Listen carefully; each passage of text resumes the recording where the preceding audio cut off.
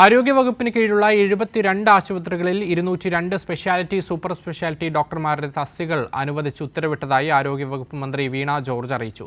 വിവിധ ജില്ലകളിലെ ജില്ലാ ജനറൽ ആശുപത്രികളിലും കാഞ്ഞങ്ങാട്, വൈക്കം എന്നിവിടങ്ങളിലെ സ്ത്രീകളുടെയും കുട്ടികളുടെയും ആശുപത്രികളിലുമാണ് തസ്തികകൾ അനുവദിച്ചത്.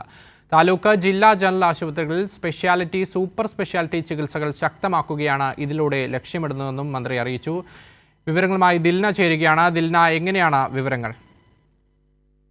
ആശുപത്രികളിൽ കൂടുതൽ വിദഗ്ധ ഡോക്ടർമാരുടെ സേവനം ലഭ്യമാക്കുക എന്ന ലക്ഷ്യത്തോടു കൂടിയാണ് ഈ ഒരു ഉത്തരവ് ഇപ്പോൾ ആരോഗ്യമന്ത്രി വീണ ജോർജ് ഉത്തരവിട്ടിരിക്കുന്നത്. വിവിധ ജില്ലകളിലെ ജില്ലാ ജനറൽ ആശുപത്രികളിലും കാഞ്ഞങ്ങാട്, വൈക്കം എന്നിവിടങ്ങളിലെ സ്ത്രീകളുടെയും കുട്ടികളുടെയും ആശുപത്രികളിലാണ് തസ്തികകൾ അനുവദിച്ചത്.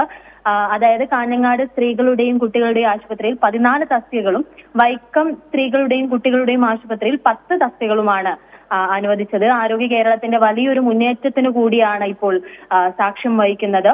ഈ പറയുന്നത് പോലെ ആരോഗ്യ വകുപ്പിന് കീഴിലുള്ള 72 ആശുപത്രികളിലാണ് 202 സ്പെഷ്യാലിറ്റി, സൂപ്പർ സ്പെഷ്യാലിറ്റി ഡോക്ടർമാരുടെ തസ്തികകൾ അനുവദിച്ചതായി ഉത്തരവിൽ പറയുന്നത്.